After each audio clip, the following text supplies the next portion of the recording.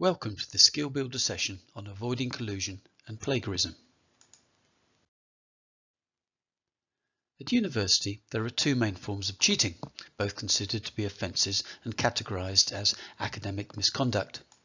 The first is collusion, which means submitting work, whether written assignments or exam answers, that has been partially or fully copied from, planned or written by or with others, for example friends or a commercial service, whether you have referenced the source or not.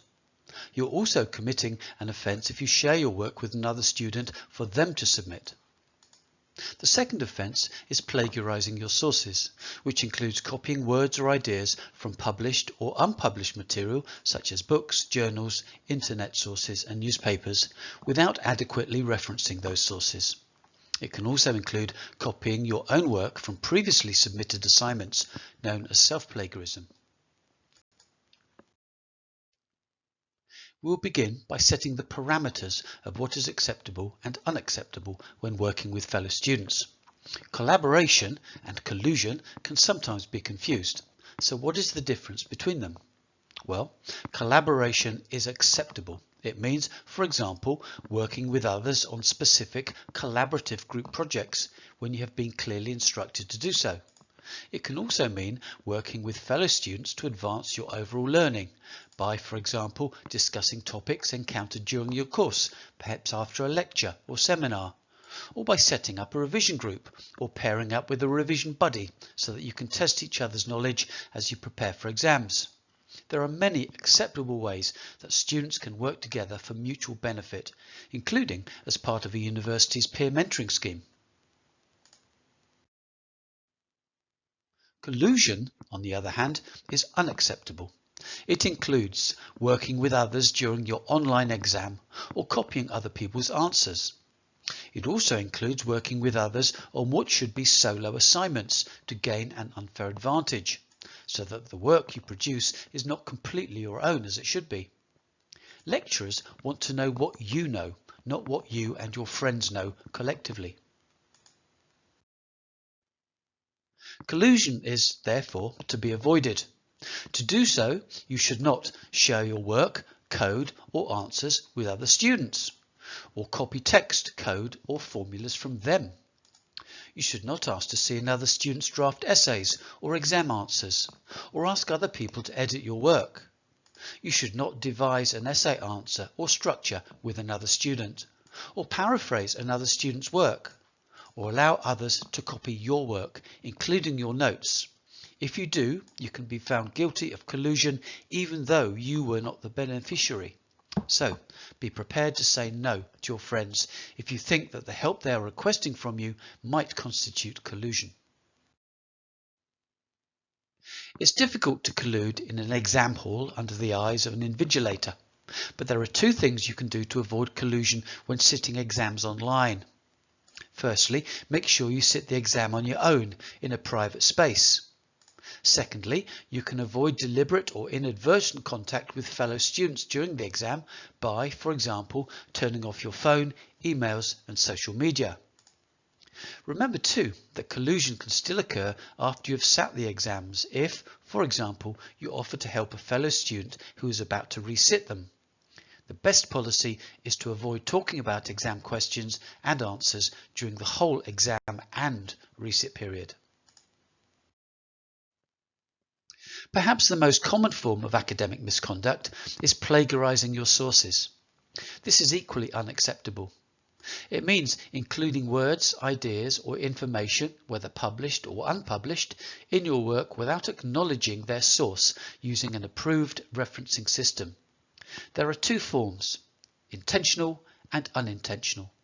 Intentional plagiarism can be caused by deliberate failure to reference the sources of the research used in your writing, paraphrased or quoted word for word, or indeed getting another person or AI, such as ChatGPT, to write your essay for you. Unintentional plagiarism can be caused by poor referencing, note-taking and paraphrasing skills, inadequate use of quotation marks, or even copying your own writing from previous assignments unaware that this is not permitted. To avoid plagiarism, you will need a range of skills. Comprehensive referencing, in the style stipulated by your school, will allow you to acknowledge all the sources of information that you use in your work, be they theories, ideas, arguments, data. However, accurate referencing alone is not enough. You will also need good note-taking skills, know how to use quotations and quotation marks correctly, and be able to turn original text into your own words, known as paraphrasing. Comprehensive referencing will allow you to acknowledge all the sources of information that you use in your work, be they theories, ideas, arguments, or data. There are three main referencing systems. The author date system, of which Harvard is the most common style, provides readers with an in-text citation embedded in the text which indicates the source of a particular piece of information. This is followed by a detailed list of those sources arranged in alphabetical order in a reference list at the end of the work. There are other referencing systems used at the university, involving numbering your sources or citing them as footnotes at the bottom of each page. So it is important to find out which referencing style is used in your school and learn how to use it. Resources such as Cite Them Right online will help you do this, but you're also welcome to seek advice on referencing from a SLAS advisor or watch our Skill Builder session on referencing. Clear and accurate referencing will go a long way in helping you avoid plagiarism, but other skills have their part to play. Good note-taking skills are also important. Firstly, be sure always to write your assignments from notes that you have written yourself. Never copy them direct from a friend. If you do, your final work may contain inadvertent similarities that may be considered as collusion. Secondly, to ensure efficient and accurate referencing later, make sure that your notes contain the bibliographic details of your source, including, where possible, the page number from which an individual quote or piece of information may have been taken. Finally, as you take down notes from a source, perhaps a textbook, journal or website, be sure to distinguish clearly between your words, paraphrased from the original text, and those taken word for word, i.e. as direct quotations from your source. This will help you avoid confusion later about whether or not you need to paraphrase some text from your notes or put it in quotation marks, and so on. The correct use of quotation marks will also help you avoid plagiarism by showing that you are acknowledging not just the ideas but the actual words of others, signified by placing quotation marks at the beginning and end of their actual words. If quoting an author directly, do not change any of their original words. To do so would be to misquote your source. Remember too that directly quoting the words of an author does not demonstrate your understanding of their text. So quotations should be quite short and used sparingly, perhaps to emphasize something especially important or as an additional piece of supporting evidence. Instead, most of what you write should be in your own words. Paraphrasing is the process of taking original text, say from a book or journal, and turning it into your own words whilst retaining the original meaning. Changing one word here and there is not enough. To demonstrate your understanding of the text, you need to express it in your own way. And to do that, you need to make sure you understand it thoroughly first, reading it several times if necessary.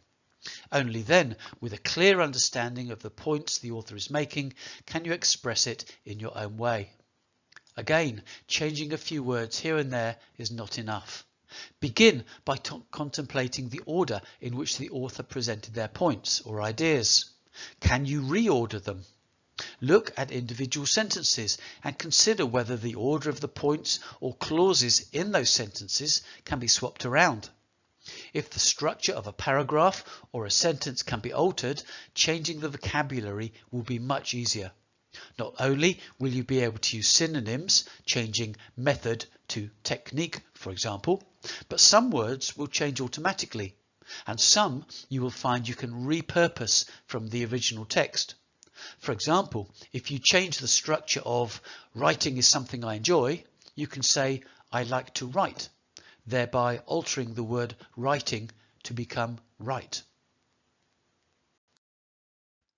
This slide demonstrates some of the key skills that will help you avoid plagiarism. The original version of the text at the top is shown in quotation marks, indicating that these are the actual words of the author. The source is cited at the end, in this case using the Harvard system. Below is a paraphrased version of the same information. It demonstrates several key features. Firstly, as it is no longer a word-for-word copy of the original text, it no longer appears within quotation marks. The separate colour-coded clauses or elements of the sentence have changed position without losing meaning. Doing so has enabled some words to be repurposed. Accurate has become accurately, for example, whilst others have still been changed using synonyms.